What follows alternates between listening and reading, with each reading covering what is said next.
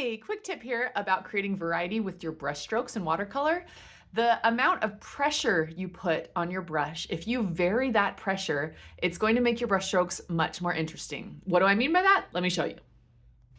Okay, so when I start, if I'm just barely touching my paintbrush to the paper, it's gonna make a nice thin line, right?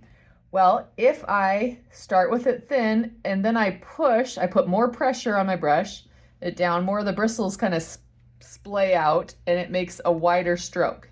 And then as I lift, it gets thinner as it goes. So let me do that again. Just barely dragging the tip of the brush against the paper is nice and thin. And then as I go, if I push down, it becomes a much thicker mark.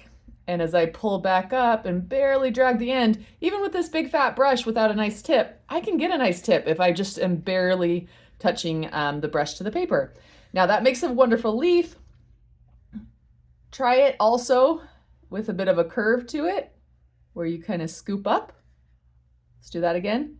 I'm pushing down harder as I go. And as I lift up, I'm kind of just barely lifting that tip off. You could practice that also by doing a line and kind of pushing down. And then as I curve, I pull up and pushing down and going back and forth. I mentioned that could make a nice leaf.